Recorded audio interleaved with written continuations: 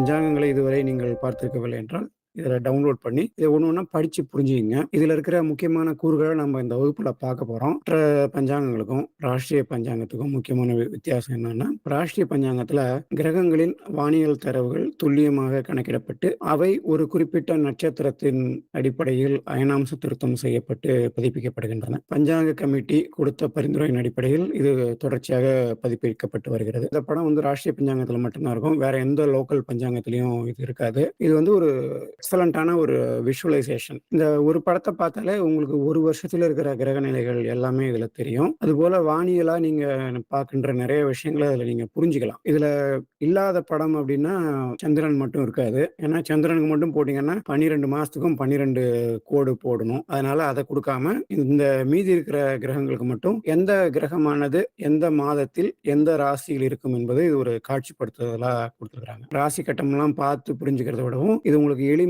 புரியும். அதுபோல கிரக கதிகள்லாம் எளிமையா புரிஞ்சுக்கிறதுக்கு உங்களுக்கு உதவும். இந்த படத்துல பாருங்க, மார்ச் மாசம் பார்த்தீங்க அப்டின்னா, கும்பத்துல இந்த சன்ன்னு போட்டிருக்கு இல்லையா? அந்த சன் மட்டும் பார்ப்போம். சூரியனோட கோடு மட்டும் பார்த்தீங்கன்னா, நேரா இருக்கும் பாருங்க. கிட்டத்தட்ட நேரா இருக்கும். ஏன்னா, பூமி வந்து சூரியன சுத்தி வரும்போது அந்த வட்டப்பாதை கொஞ்சம் முன்ன பின்ன இருக்கிறதால, அந்த சிறு சிறு மாறுபாடுகள் இருக்கும். அதனால அதுவுமே உங்களுக்கு ஸ்ட்ரெய்ட் லைனா இல்லாம கொஞ்சம் முன்ன பின்ன இருக்கிற மாரியே இருக்கும் இதுல. இதுல இன்னொன்னு முக்கியமா தெரிஞ்சுக்க வேண்டியது வந்து, நிராயன ஜோடியாக்ன்னு இருக்கு பாருங்க இதுல. நிராயன ஜோடியாக்னா, இந்திய முறைப்படி இருக்கின்ற வானியல் நிலைகளை ஒரு குறிப்பிட்ட நட்சத்திரத்தின் அடிப்படையில் அயனாம்ச திருத்தம் செய்யப்படுகின்ற ஒரு ராசி கட்டம். அதனால நிராயன ஜோடியாக்ன்னு சொல்லுவாங்க. Each segment represent 30 degrees. அதாவது ஒண்ணு 30 டிகிரி. மேஷம்னா 30, ரிஷபம்னா 30 அந்த மாரி சொல்லிருக்காங்க. இந்த பக்கத்துல வந்து மாதங்கள் குடுத்துருக்காங்க. இந்த சூரியன் பாதை பார்த்தீங்கன்னா, உங்களுக்கு நேரா ஒரு கோடு மாரி போகும். அதிக வளைவு நெளிவு இல்லாம போகும். அதுக்கு பக்கத்துல இந்த மெர்க்குரின்னு இருக்கு இல்லையா? புதனுடைய பாதை பாருங்க. புதன் வந்து 88 நாள்ல சூரியன சுத்தி வருதுன்னு பார்க்குறோம். இந்த புதன் பாதை பார்த்தீங்கன்னா, அப்படியே சூரியன் பாதைய விட